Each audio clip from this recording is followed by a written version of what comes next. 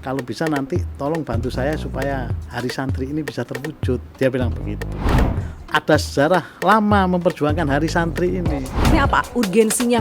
Ini harus jadi nih, hari santri harus diusulkan sebelum Pak Jokowi jadi presiden begitu. 22 Oktober 1945 beliau mengeluarkan resolusi jihad. Dan kemudian itu yang jadi dasar hari santri. Betul, mulai dari merebut sampai mempertahankan peranan santri, peranan pondok pesantren luar biasa untuk kemerdekaan bangsa kita ini.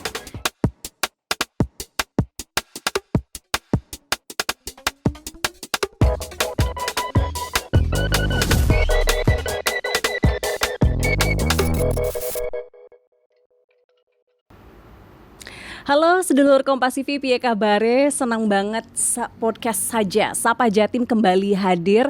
Dan seperti biasa kita akan menghadirkan informasi terkini di Jawa Timur dan juga tokoh-tokoh inspiratif. Dan kali ini kita akan menghadirkan tokoh inspiratif dari DPRD Provinsi Jawa Timur. Beliau dari Komisi A. Dan kali ini kita akan menghadirkan Bapak Syaifuddin Zuhri SHI. Dan kita akan ngobrolin soal sejarah Hari Santri mengawal Indonesia menuju peradaban dunia bersama saya Virgianti Kusuma. Assalamualaikum Bapak. Waalaikumsalam Mbak Virgi. Matur nuwun sangat sudah hadir di podcast saja Sapa Jatim. Iya, terima kasih banyak. Ini, saya bisa hadir di sini. Alhamdulillah. Luar biasa ini bersama dengan pemirsa Kompas. Nje. Nah, kalau biasanya kita ini ngobrolin soal kekinian di Jawa Timur, tapi kali ini di bulan Oktober ada hari yang istimewa. Betul. Hari istimewa ini baru beberapa tahun aja diperingati karena sebelumnya diperjuangkan bertahun-tahun tapi baru gol di 2015 nggih, betul, soal Hari Santri. Tapi saya nggak akan langsung ngomongin soal Hari Santri. Kita ngobrol dulu tentang sosok anggota DPRD dari Komisi A ini, Bapak Syaifuddin Zuhri, Sarjana Hubungan Internasional, nggih. Sarjana Hukum Islam. Oh, Sarjana Hukum Islam, salah saya. SHI. Jadi kalau ngobrolin soal Hari Santri kayaknya nggak ada yang lebih pas selain narasumber yang berikut ini, Bapak ya. Karena dari kecil ya Pak sudah nyantri. Yang pertama itu di Madrasah Ibtidaiyah Thoriqul Huda Giripuro Purno di Malang nggih. Di Kota Batu. Di Kota Batu. Terus kemudian di Madrasah Sanawiyah Hasyim Asy'ari Kota Batu juga.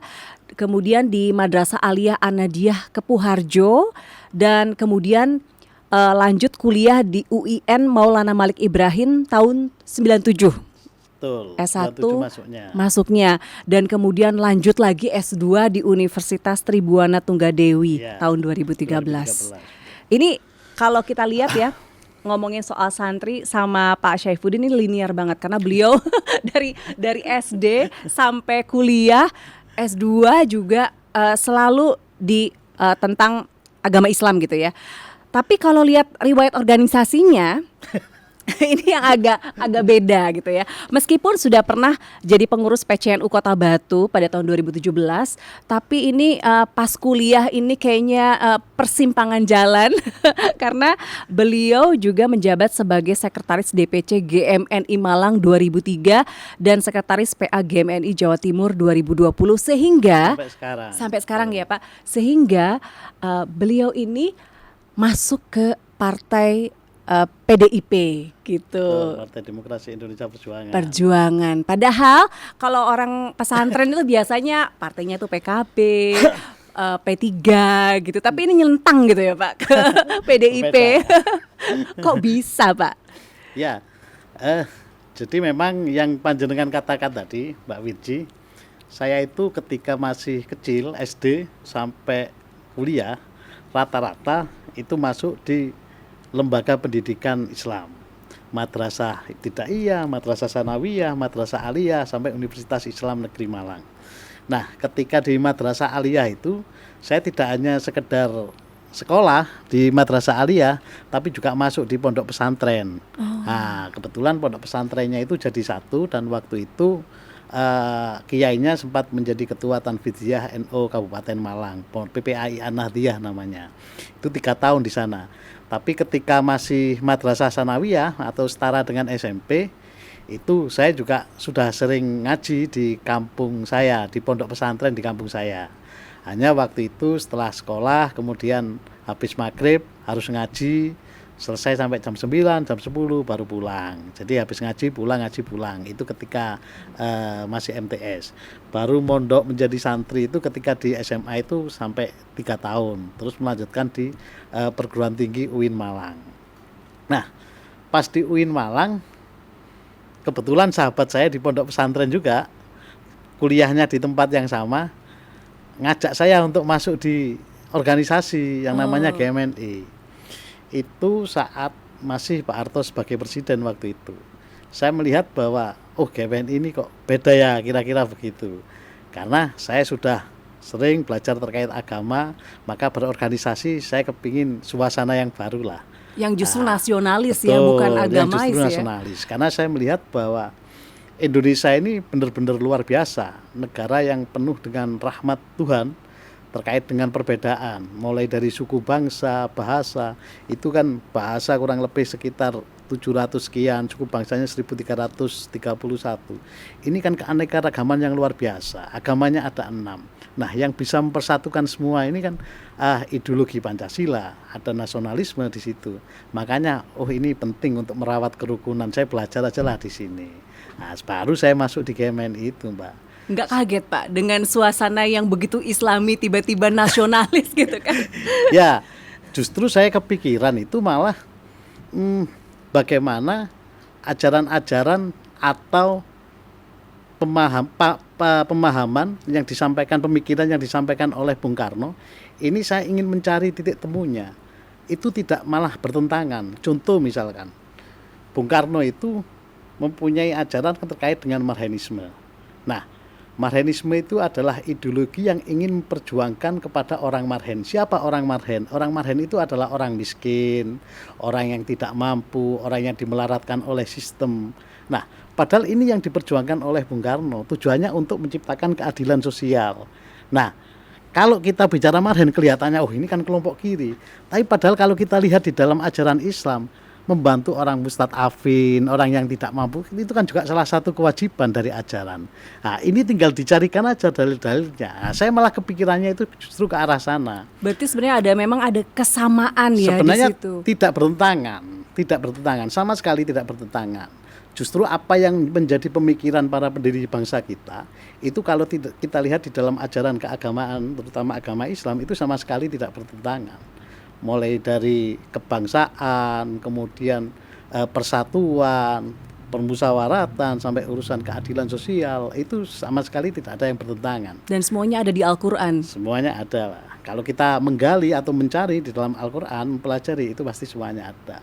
Nah, saya berpikirnya bahwa di GMNI inilah, karena saya kebetulan juga UIN Malang waktu itu, akhirnya ini harus kita cari. Kalau orang bilang, saya sempat dulu dikatakan sama dosen saya, ngapain masuk GMNI? GMNI itu komunis, begini-begini, sempat kayak begitu. Begitu masuk di UIN Malang, GMNI ada waktu itu, saya kalau nggak salah angkatan kedua kalau tidak ketiga, karena sebelumnya tidak pernah ada di UIN Malang, atau dulu sebelum UIN kan STAIN, Sekolah Tinggi Agama Islam Negeri, STAIN Malang, itu tidak pernah ada. Baru zaman saya itulah, saya kalau nggak salah periode kedua masuk GMNI itu, angkatan kedua di GMNI. Itu mulai muncul sudah. Makanya kalau gerakan mahasiswa nasional Indonesia, itu kalau di UIN jadinya ada tulisan Arabnya, Harokatut Tolabah Al-Indonesia, gitulah. Nasionalisi Al-Indonesia, sampai begitu. Memang dikasih berbeda kata-kata ya, dikasih Arabnya, kata-kata Arabnya. Iya, karena biasanya kalau misalnya sekolahnya dari kecil nyantri gitu ya, sampai kuliahnya UIN, itu bukan masuk GMNI Pak, biasanya masuk HMI, bukan mahasiswa Islam. Tapi ini nyentang banget. Nyentang, tapi saya juga dekat sama teman-teman yang ada di PMI, di HMI. Apalagi juga sekarang kan sudah kita sama-sama purna dalam berorganisasi kemahasiswaan. Jadi teman-teman saya yang HMI, PMI itu juga masih banyak dan kita sering berkomunikasi. Intinya bahwa organisasi di level kemahasiswaan itu menjadi laboratorium, menjadi kawah cadar di muka untuk digembleng lah. Bagaimana kita melatih kepemimpinan, melatih berorganisasi dan lain sebagainya. Saya juga bersyukur bisa masuk di GMNI itu, karena itu yang akhirnya merubah cara saya, merubah sikap saya. Karena saya orangnya malas dulu berorganisasi, Mbak. Tapi kok bisa masuk ke situ? Waktu sekolah itu diajak OSIS itu nggak pernah mau. Ngapain sih capek-capek gitulah kira-kira ngurusin organisasi. Mending ini aja gitu. Tapi gara-gara GMN ini akhirnya merubah semuanya. Dan kayaknya merubah langkah politik saat ini juga ya? Salah satunya. Karena GMNI sampai akhirnya bisa masuk di PDI Perjuangan. Masuk PDI Perjuangan mulai kapan sebenarnya, Pak? Kalau dekat dengan senior-senior PDI Perjuangan sudah lama. Sejak saya ber-GMNI kenal dengan beberapa senior yang masuk di PDI Perjuangan itu banyak. Karena hampir rata-rata senior saya itu yang masuk PDI juga lumayan banyak. Termasuk kenal dengan Bung Ahmad Basarah, Wakil Ketua MPR waktu itu tahun 2013 ketika beliau masuk di Dapil Malang. Nah itu kenal sama Bung Ahmad Basarah karena sama-sama di GMNI-nya. Tapi murni masuk partai politik ketika tahun 2019. Jadi sebenarnya baru ya dibanding waktu lulus kuliah kan berarti sekitar masih di bawah 2010 ya. Tapi kemudian baru memutuskan arah untuk ikut PDIP itu butuh waktu kontemplasi belasan tahun juga ya. Betul. Tapi ya sebenarnya sudah deket sih dari dulu. Karena ada senior, terus acara di Batu misalkan ada konvercap, terus disuruh nemuin, ya sudah bertemu dengan pengurus-pengurus partai politik di PDI itu juga sudah lama lah. Ada jargon yang bilang kalau misalnya orang nyemplung di politik itu harus ada background politik yang kuat juga di keluarga, kalau nggak kuat katanya. Kalau Pak Saifuddin ada yang dukung atau yang background keluarga politik juga bukan? Ya. Background saya sebenarnya justru malah tidak di sana. Bukan sama sekali di urusan politik. Karena saya waktu kecil pun itu backgroundnya selalu dari keluarga pesantren sebenarnya. Bukan punya pondok pesantren ya, tapi pernah menjadi santri gitu. Bahkan hampir semua kakak saya, kebetulan saya 8 bersaudara, itu semuanya di pondok pesantren rata-rata mereka. Nah, saya aja ketika mau kuliah juga tidak diperkenankan waktu itu sama orang tua saya. Alasannya apa? Ya takut nanti males sholat, cuman begitu aja bilangnya. Nanti sholatnya tapi jadi itu benar-benar yang gitu. Karena tujuan hidup itu karena mengabdi untuk Allah gitu ya. Tapi ini kuliah pun sampai ditentang. Saya begitu, cuman karena kakak saya yang menyampaikan harus adalah satu yang kuliah dari keluarga ini, keluarga besar ini. Masa satu aja gak ada yang kuliah? Ya wis sakarepmu, dia bilang begitu. Cuman saya dipeseni jangan lupa sholat. Cuman gitu aja ya pesennya. Jadi sangat sederhana memang dari keluarga petani ya. Dari keluarga petani di lereng Gunung Arjuno di Desa Giripurno itu. Wah. Itu ceritanya, Mbak. Langsung kuliah, terus waktu kuliah apakah ada pasti karena lingkungannya santri ya. Kuliah pasti tantangannya jauh lebih berat dibanding yang keluarganya kuliah semua dong. Tetapi untungnya begitu masuk GMNI itu kan keluarga juga nggak tahu ya apa itu organisasi GMNI, HMI, PMI kan nggak tahu, jadi tidak memperdebatkan masalah itu. Hanya sempat itu teman saya yang kebetulan satu kampus pas ke rumah sempat cerita sama orang tua itu melok GMNI sing rotok-rotok kiri-kiri ngono lho, PKI sempat cerita begitu ke orang tua. Nah, terus saya jelaskan, ya akhirnya juga tidak ada masalah. Intinya kalau urusan pilihan politik itu orang tua membebaskan lah urusan itu. Cuman pesannya urusan itu aja. Yang penting jangan lupa sholat ya. Itu ya. Oh, luar biasa. Tapi ternyata yang nggak ada ternyata pertentangan. Ya sering bolong juga. Iya. Terus berarti sama sekali kan keluarga petani ya. Tiba-tiba dari lulus kuliah sampai 2019 itu ada waktu kontemplasi yang cukup lama untuk akhirnya kemudian nyemplung di PDI Perjuangan. Kenapa pilihannya ke PDI Perjuangan? Ya, saya melihat bahwa politik itu adalah alat untuk perjuangan. Alat untuk perjuangan.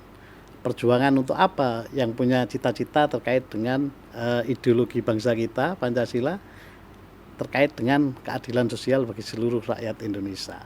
Nah, di politik inilah yang menjadi cara perjuangan. kenapa saya akhirnya memilih PDI Perjuangan? Karena saya melihat bahwa ini adalah partai yang notabene partai yang nasionalis, partai yang notabene ideologinya sama dengan ideologi ketika saya berorganisasi waktu itu di GMNI. Nah, mempunyai cita-cita untuk yang diharapkan oleh Bung Karno, yaitu terkait bagaimana penindasan manusia atas manusia, penindasan negara atas negara, ini tidak ada di Indonesia atau tidak terjadi di Indonesia. Bagaimana tujuan para pendiri bangsa ketika beliau semua ingin merdeka, ingin menuju kemerdekaan di Indonesia, ini semuanya sama-sama punya cita-cita, bagaimana menghilangkan sebuah penindasan terhadap rakyat Indonesia, menciptakan keadilan. Saya melihatnya di sisi itu, ada kesamaan ideologis antara saya ber-GMNI dengan PDI Perjuangan, sehingga saya tinggal meneruskan saja. Kemudian yang kedua yang menjadi pemikiran saya, bahwa ada kebetulan senior saya yang sama-sama dari GMNI, Bung Ahmad Basarah, ini yang akhirnya menjadi galah istilahnya Mas Bambang Pacul itu ya, galah saya untuk terjun di politik, terutama di PDI Perjuangan. Tapi kan terjun di politik itu banyak cara ya. Betul. Kemudian memutuskan untuk terjun total di politik praktis pada tahun 2019 ya. Dan kemudian akhirnya berhasil jadi anggota DPRD pada Provinsi Jawa Timur 2024 sampai nanti masa bakti 2029. Itu kan tidak mudah. Dari seorang aktivis, kemudian akhirnya betul-betul terjun di situ, menggalang massa supaya yakin menitipkan suaranya ke Pak Saifuddin.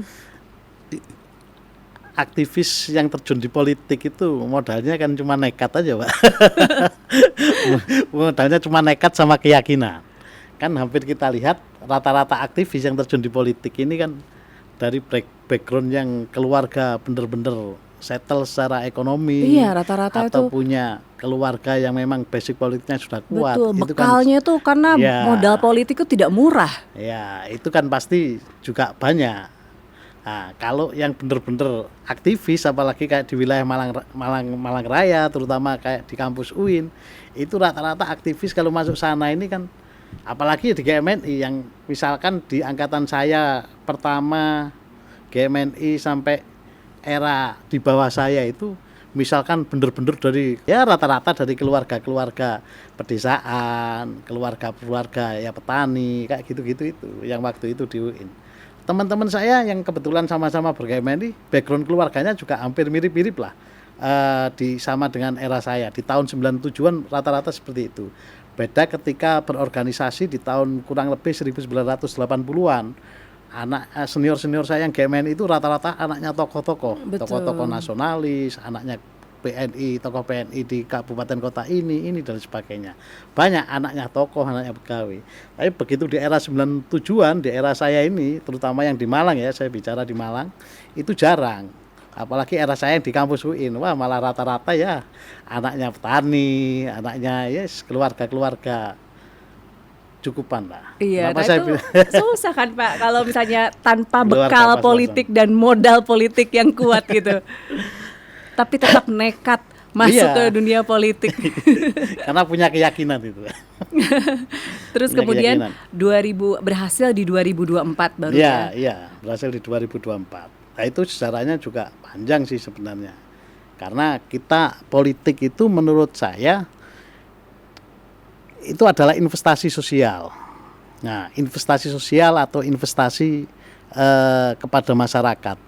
Artinya apa? Selama proses 5 tahun itu ketika saya jadikan modal untuk keliling ke masyarakat. Kebetulan saya juga menjadi tenaga ahlinya Pak Ahmad Basarah, sehingga banyak program dari pusat terkait dengan beasiswa dan lain sebagainya. Ini yang saya manfaatkan untuk turun ke masyarakat. Saya bawa keliling ke masyarakat. kampanye saya tidak sekedar kampanye pas memilu, tapi kita mulai di tahun 2019 memang. Jadi itu kampanyenya. Pengalaman waktu menjadi tenaga ahli itulah jadi bekal nanti Betul, ketika betul. 2024 mencalonkan. Modal program itulah yang kita manfaatkan untuk kepentingan kepentingan kepada masyarakat, sehingga ini menjadi investasi politik saya. Nah, begitu pas mencalonkan diri di tahun 2024, akhirnya jaringan yang sudah kita bentuk, kita itu kita sapa lagi. Itu ceritanya. Dan ada pengalaman juga sebagai ketua KPU Kota Batu. Ini seperti sudah punya mapping ya kalau sudah pernah jadi ketua KPU ya. Saya KPU Kota Batu itu tahun 2014-2019. Waktu itu setelah membantu Bapak Dr. Ahmad Basarah tahun 2013, kemudian 2014 beliau terpilih. Kamu nggak masuk partai, Jin, saya enggak di partai politik dulu. Saya ingin masuk di penyelenggara. Nah, tiba-tiba sama teman sudah didaftarkan ke penyelenggara dan alhamdulillah masuk menjadi 5 besar, menjadi komisioner KPU 2014-2019. Disitulah saya mulai belajar terkait dengan kepemiluan, aturan main kepemiluan, terkait dengan macam-macam lah yang di kepemiluan. Termasuk masalah-masalah kampanye itu bagaimana, macam-macam. Setelah saya belajar itu, terus waktu 2019 ditanya, karena kebetulan teman saya, sahabat saya yang dulu menjadi TA-nya Pak Ahmad Basarah tahun 2014-2019, kemudian 2019 nyalek dan menjadi DPR di Kabupaten Malang. Nah, beliau akhirnya TA-nya sudah 1 berkurang. Lu gimana? Kayak begitu. Apa saya KPU provinsi saja ya? Iya, ini udah ancang-ancang KPU kota naik udah level. tinggal ke provinsi kan? Kamu ikut saya aja lah, menjadi TA saya. Oh siap, gitu kan. Akhirnya saya bersama beliau menjadi tenaga ahlinya. Waktu itu beliau pas posisi sebagai wakil ketua MPR. Akhirnya saya menjadi TA-nya Pak Ahmad Basarah itu di 2019-2024. Jadi bekalnya mulai ini terjun ya? Politik bener itu ya ketika mulai 2019 sampai 2024 itu. Karena kita benar-benar keliling lah memang.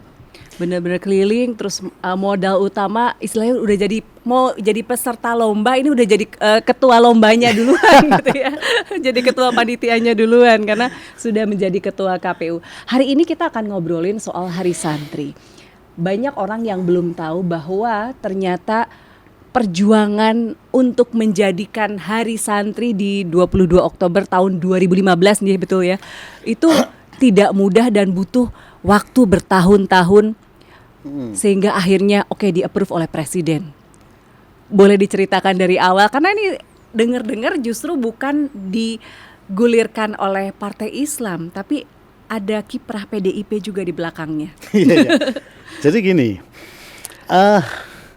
tanggal 12 November 2013 ketika saya membantu Pak Ahmad Basarah, waktu itu beliau kan dari Dapil Banyuwangi, Bondowoso sama Situbondo, pindah di Dapil Malang. Jadi Pak Ahmad Basarah ketika pemilu 2009 itu beliau menjadi anggota DPR RI Dapil Banyuwangi, Situbondo, Bondowoso. Kemudian 2014 ketika mau pemilu 2014 pindahlah ke Malang. Begitu pindah ke Malang, beliau mencari juniornya yang sama-sama GMNI salah satunya ketemu dengan saya itu. Begitu ketemu dengan saya, kita ajak keliling sampai nginep di Donomulyo di pinggir Malang yang ujung selatan. Kita ajak keliling, nginep dan lain sebagainya. Suatu ketika kita pas lagi ada giat kampanye, karena saya kebetulan dipasrai untuk menjadi mengorkestrasi kampanyenya beliau, manajer kampanye lah, tim manajer kampanyenya. Kita ajak keliling di daerah Pagelaran. Waktu itu ada acara kesenian kalau tidak salah dengan caleg Bu Reni kalau tidak salah yang dapil sana. Setelah bikin kegiatan, kemudian saya ajak mampir ke teman saya, Kiai Haji Thorik bin Ziyad atau disapa Gus Thorik, Pondok Pesantren Babu Salam. Karena Gus Thorik ini di samping teman, saya juga punya sejarah yang panjang sama Gus Thorik. Beliau juga sempat menjadi komisaris GMNI di Stein Malang sebelum menjadi UIN waktu itu. Stein kan berubah menjadi UIN tahun 2012 kalau tidak salah. Nah, waktu itu Gus Torik menjadi komisaris. Komisaris ini istilahnya kalau di GMNI itu komisaris, kalau di organisasi lain ketua lah istilahnya, ketua komisariat. Ketua komisariat. Gus Torik menjadi komisaris. Saya ajak mampir, saya ceritakan. Saya punya kawan namanya Gus Torik begini-begini, beliau punya pondok pesantren, saya juga pernah ke sini. Nah, akhirnya mampirlah kita ke Gus Torik. Kurang lebih pukul 22 jam 10 malam lah. Di rumahnya Gus Torik, ceritalah kita diskusi, ya minta tolong supaya dibantu Mas Bas. Gus Torik juga cerita akhirnya. Yang diceritakan Gus Torik sama Bung Bas cuma satu. Bung, nanti saya pesen kalau bisa nanti tolong bantu saya supaya hari santri ini bisa terwujud. Dia bilang begitu. Karena hari santri ini penting. Ada hari ibu, ada hari ini, hari ini. Ada santri tidak ada. Nah, terus Gus Torik waktu itu punya ide hari santri waktu itu 1 Muharram. Nah, bahasanya Gus Torik 1 Muharram. Kenapa 1 Muharram? Ini adalah hari lahir Islam gitu. Hari tahun baru Islam. Itu yang disampaikan Gus Torik. Akhirnya Mas Bas bilang, ya sudah nanti kita berjuang bareng-bareng Gus, dia bilang begitu. Nah, Gus Torik sendiri cerita ada sejarah lama memperjuangkan hari santri ini. Sejak tahun 2009 kalau tidak salah. Bahkan ada tokoh-tokoh nasional yang diajak ke Pondok Pesantren Babu Salam, terus disuruh menyampaikan kepada Pak Presiden waktu itu juga pernah, tapi belum pernah berhasil. Jadi zamannya Pak SBY sudah didorong, gitu sudah didorong. Saya belum tahu pasti datanya, tapi kalau tidak salah ketika ada pertemuan di Jember, PBNU waktu itu kalau tidak salah juga sempat membuat rekomendasi kepada Pak SBY waktu itu, kalau tidak salah ya. Cuman datanya yang tahu persis itu Gus Torik. 2012, itu juga pernah didorong sampai PBNU yang mendorong. Nah, begitu ini belum berhasil, terus diskusi kita dengan Mas Bas begitu, ya sudah kita anggap kita punya rencana bareng-bareng lah. Nah, nanti macam-macam diskusinya, saya ajak ini begitu. Nah, itu tahun 2013 tanggal 12 November jam 10 malam diskusi kami. Ada 4 orang waktu itu. Cuman yang ngobrol serius saya, Mas Bas sama Gus Torik. Kemudian pemilu kan bulan April 2014. Betul. Mas Bas terpilih. Waktu itu kan pemilu presiden sama pemilu legislatif kan dipisah, tidak menjadi satu. Legislatif dulu 2014 bulan April, bulan Julinya baru pemilu presiden. Nah, ketika pemilu presiden, tiba-tiba tanggal 27 Juni 2014, tanggal 25, itu Mas Bas telepon. Kan PDI sudah mencalonkan Pak Jokowi menjadi calon presiden. Saya mau ngantar Pak Jokowi ke Blitar, ke makamnya Bung Karno. Tolong nanti mampirkan di pondok pesantren yang sejalur ya, itu pesannya beliau. Saya pikir-pikir. Alasannya apa waktu itu? Mampir aja ke pondok pesantren. Pondok pesantren yang sejalur. Terus teringat dalam obrolan itu, gimana kalau Gus Torik, sampai begitulah diskusinya. Itu juga sejalur di Gondang Legi Pagelaran, apalagi ada sempat diskusi hari santri. Oh ya udah mampir ke sana, begitulah. Baru akhirnya tanggal 27 Juni itu Pak Jokowi perjalanan ke Blitar, mampir di Pondok Pesantren Babu Salam dan bertemu dengan Gus Torik. Iya. Ada acara besar di sana. Saya waktu itu juga sempat ketar-ketir ya istilahnya ya. Ini calon presiden, terus telepon kurang 1 hari apa 2 hari, gimana nanti kalau sepi ya, nggak ada pesertanya. Pikiran saya udah tidak karu-karuan waktu itu. Karena begitu dari bandara terus di pasar Gondang Legi ini banyak masyarakat yang menyapa Pak Jokowi dan menghentikan patwalnya itu, sehingga Pak Jokowi turun. Bahkan sampai Pagelaran itu jadi malam. Tapi alhamdulillah pas nyampe di pondoknya Gus Torik itu masyarakat yang hadir luar biasa membludak. Dan di acara mampir di pondoknya Gus Torik itulah akhirnya Gus Torik menyodorkan terkait dengan janji Hari Santri. Waktu itu 1 Muharram memang yang diitukan oleh Gus Torik di dalam kontrak politik itu. Sehingga Pak Jokowi menyanggupi bahwa saya akan membuat Hari Santri dan 1 Muharram sebagai Hari Santri dan ditandatangani waktu itu. Itu sebelum menjadi presiden ya? Belum, masih masa kampanye Mbak, tanggal 27 Juni 2013. Tapi waktu itu pemikirannya apa? Urgensinya ini harus jadi nih, Hari Santri harus diusulkan sebelum Pak Jokowi jadi presiden begitu. Ya pikiran kami waktu itu, kalau Pak Jokowi jadi presiden, kita tinggal menagih ketika beliau jadi. Tapi yang bisa melakukan ini kan tentu Pak Ahmad Basarah karena yang ada di Jakarta. Sehingga begitu ada kontrak politik itu memang waktu itu elektabilitas Pak Jokowi menjadi naik.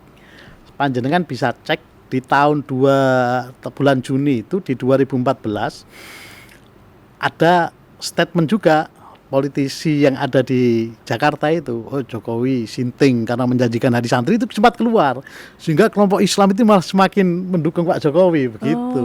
Itu sampai berdampak pada elektabilitas waktu itu.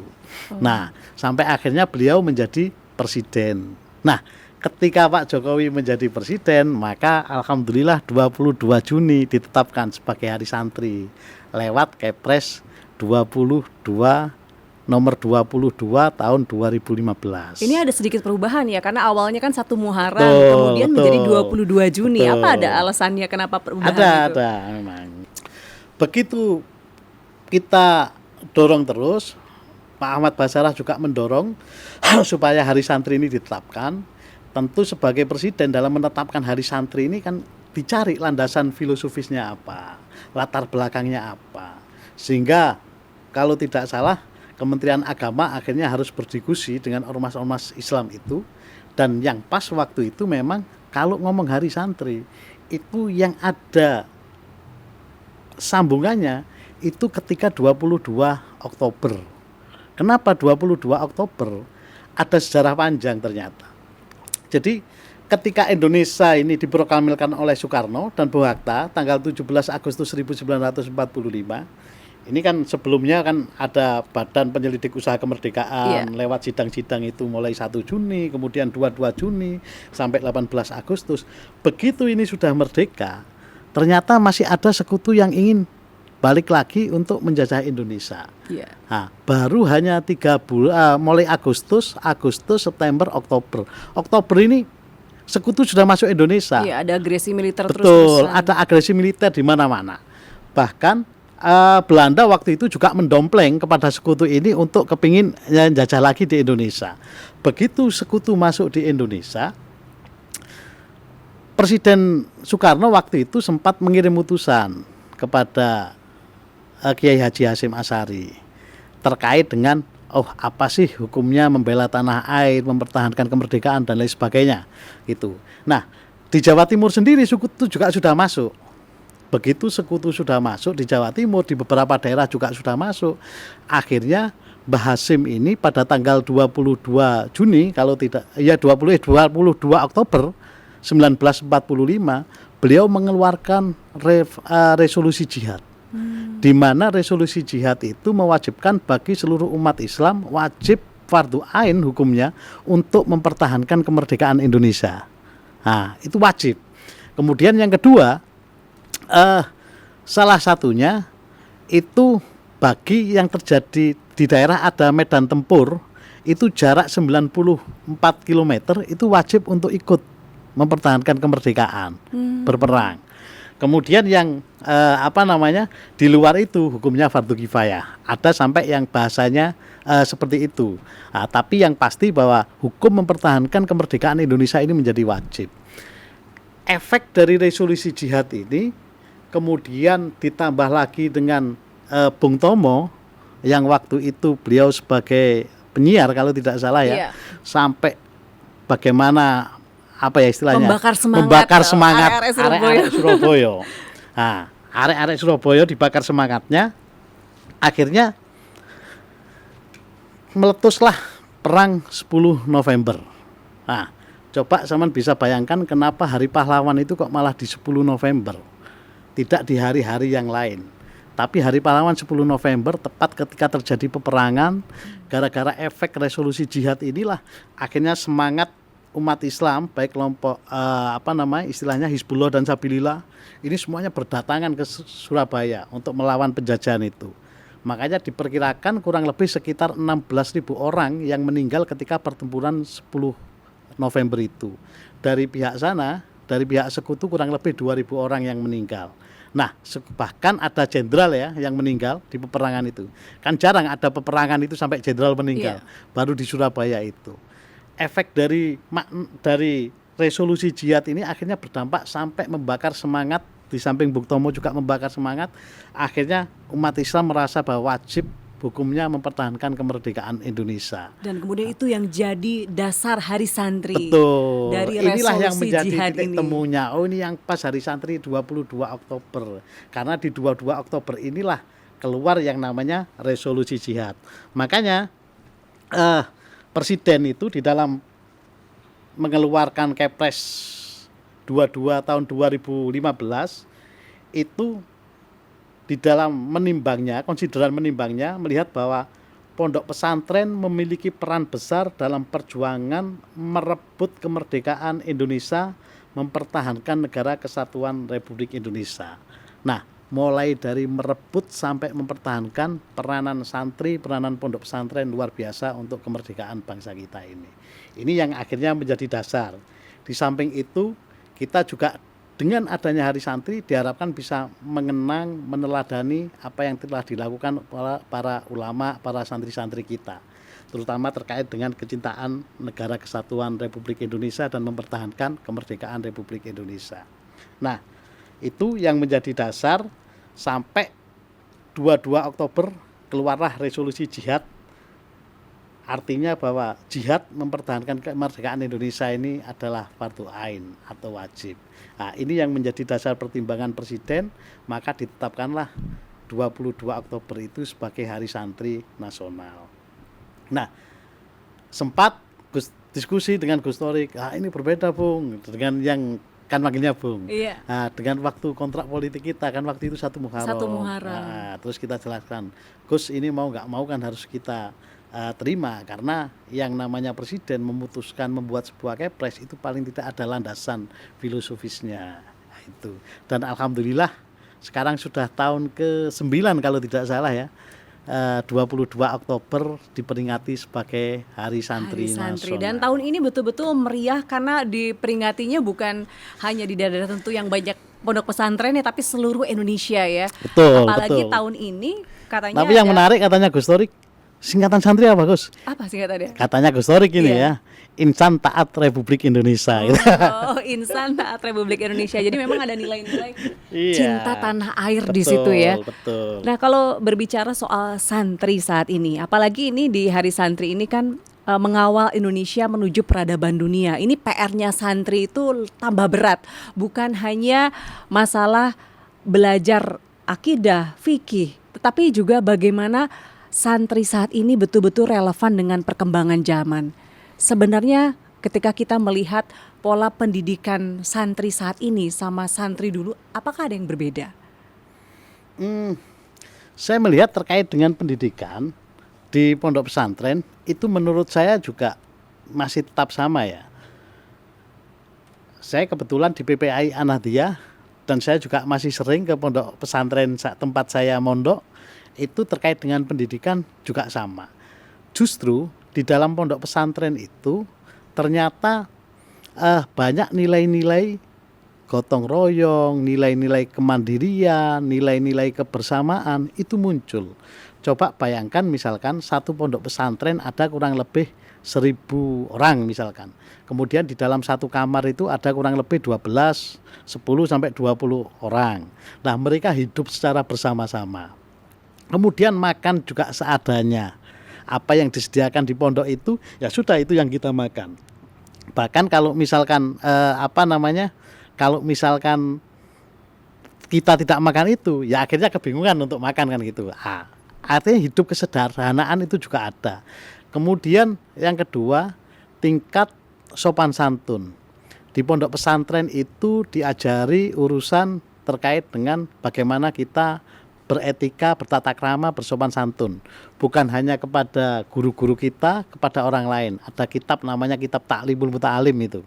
Itu mengajarkan bagaimana sih kita beretika, bersopan santun kepada lingkungan kita. Sampai marah kepada anaknya kiai itu loh nggak boleh ya, itu ada tata caranya, ada tata keramanya, itu kita diajari itu. Akhirnya sopan santun inilah yang akhirnya saat ini sudah mulai luntur ya, sudah mulai langka. Kemudian nilai gotong royong bersama-sama, ada istilah itu roan istilahnya, kerja bakti. Bahkan kemarin sempat ini ya, sempat menjadi polemik. Nah, padahal waktu kita menjadi santri, roan itu malah seneng. Kita bisa bareng-bareng kerja bakti, ngecor, itu pernah terjadi. Karena mungkin gotong royong di luar rutinitas belajar gitu ya. Betul, jadi satu itu. Kemudian yang kedua, ketika roan ini kadang-kadang masakannya menjadi biasanya makan tahu tempe jadi makan ayam, kira-kira begitulah. Jadi seneng gitu, ya seneng. Tapi gotong royongnya itu menjadi luar biasa, membangun gotong royong. Coba kita lihat Pancasila misalkan. Pancasila itu kalau kita peras akan menjadi trisila, sosionasionalisme, sosiodemokrasi, ketuhanan yang Maha Esa. Kemudian inti dari Pancasila di dalam pidato 1 Juni itu, kalau misalkan tidak ada yang berkenan waktu pidato 1 Juni kan begitu, maka menjadi ekasilat, yaitu gotong royong.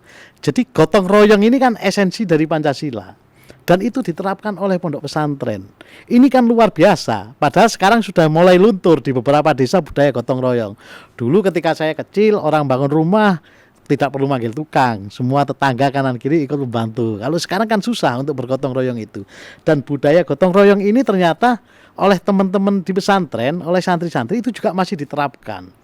Banyak artinya yang bisa menjadi dasar untuk mereka kelak akan hidup bermasyarakat. Ini yang positif ini banyak di pesantren. Hanya memang persoalan modernisasi, globalisasi, kadang santri dianggap gaptek dan lain sebagainya. Tapi kalau ini ke depan terus diajarkan bagaimana era teknologi, era digital ini, santri kalau harus bisa beradaptasi dan berinovasi. Paling tidak mereka harus diberikan pengajaran, harus menjadi pengetahuan, harus diajarkan. Tapi dengan pondasi dia yang kuat terkait dengan ilmu keagamaan, kemudian dengan akhlak dan lain sebagainya, dia akan memfilter mana yang positif dan mana yang negatif. Contoh, efek dari globalisasi ini, maka paham liberalisme itu akan menjadi budaya di sini.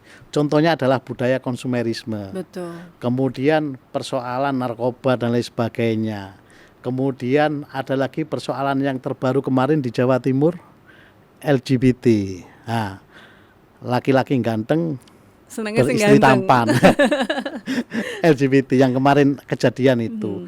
Ini kan sebenarnya budaya dari luar yang tidak sesuai dengan budaya yang ada di negara kita. Bahkan di agama juga melarang.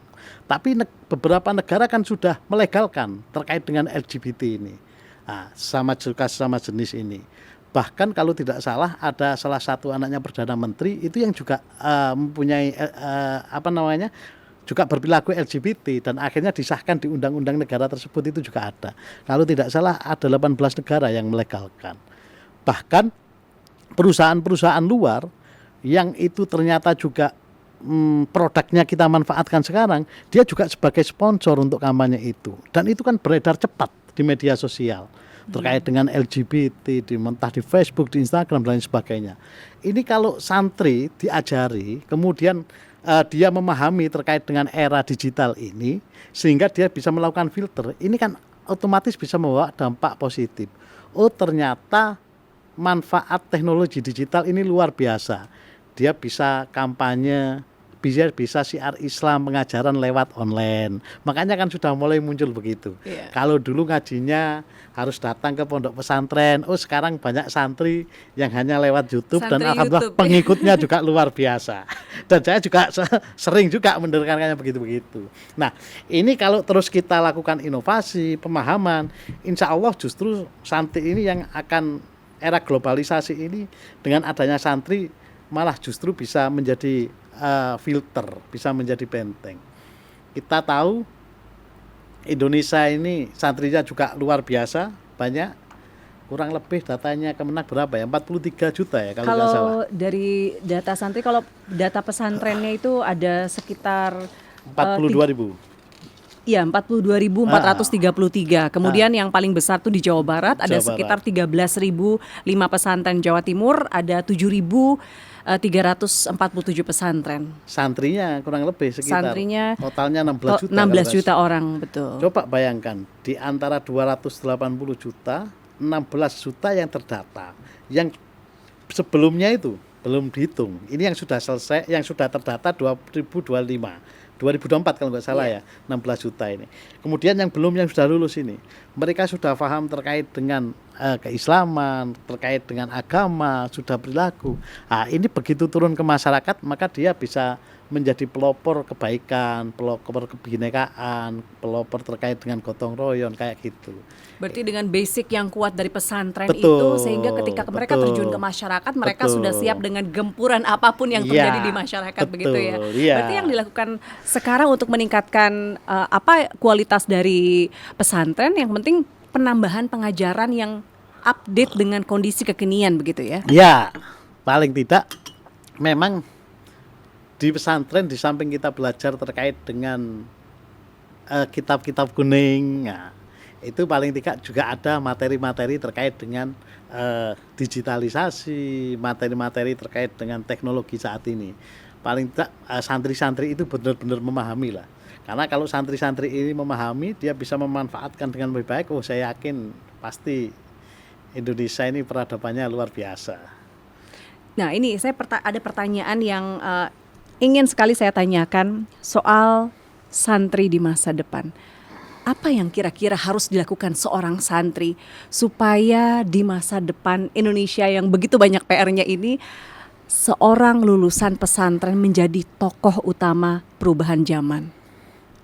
Ya, yang pertama, santri bisa menjadi tokoh perubahan zaman ketika mereka bisa berkolaborasi dengan pihak eksternal terkait dengan masalah teknologi digital, pengetahuan terkait dengan teknologi.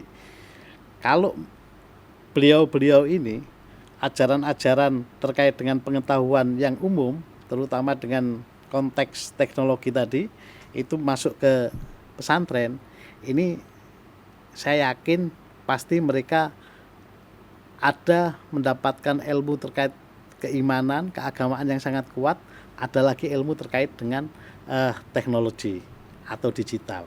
Karena mau nggak mau, suka tidak suka, hari ini urusan era digital ini sudah menjadi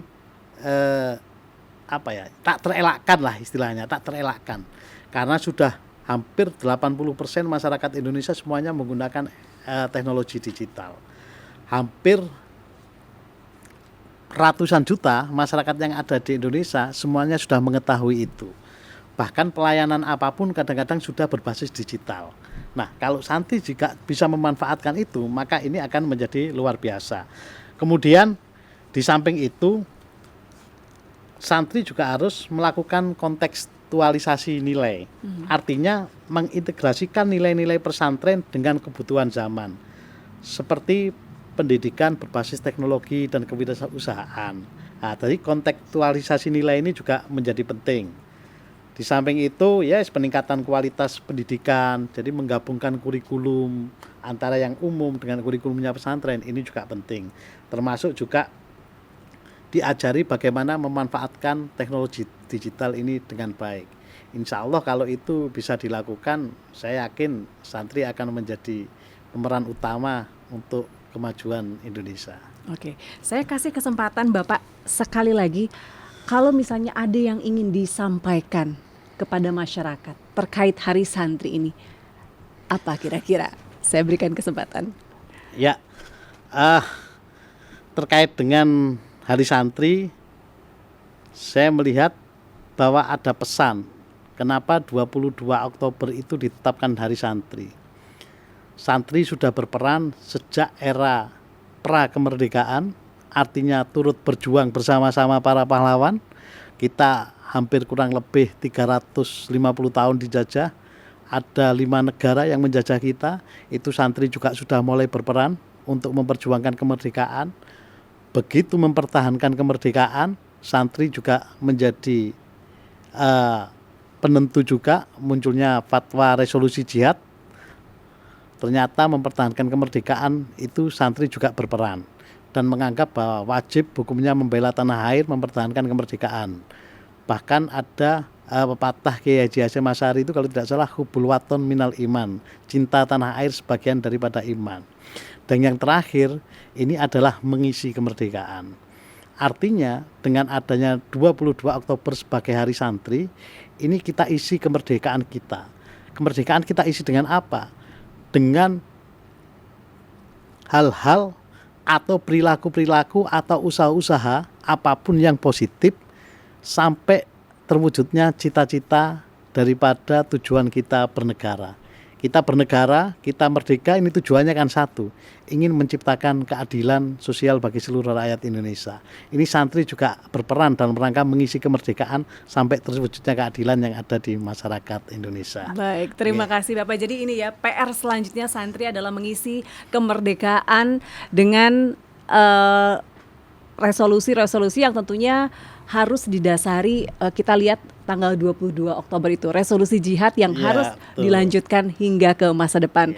Terima kasih. Problemnya semakin banyak. Iya, problemnya tambah ruwet kayaknya ya. Ya. Oke, baik, terima kasih Bapak Saifuddin. Mudah-mudahan informasi yang disampaikan ini bisa menggugah masyarakat untuk lebih memahami apa sebenarnya makna Hari Santri. Kenapa Hari Santri ini begitu penting untuk dirayakan sejak tahun 2015 hingga saat ini. Karena memang santri berperan mulai dari merebut kemerdekaan sampai mengisinya saat ini. Betul. Terima kasih banyak. Mudah-mudahan informasi yang disampaikan bisa bermanfaat. Terima kasih, Mbak Baik, Virgi. matur nuwun sangat Bapak. Saya Virgianti Kusuma, pamit dulu. Sampai jumpa di podcast saja episode selanjutnya. Jangan lupa like, komen, dan juga subscribe. Sampai jumpa.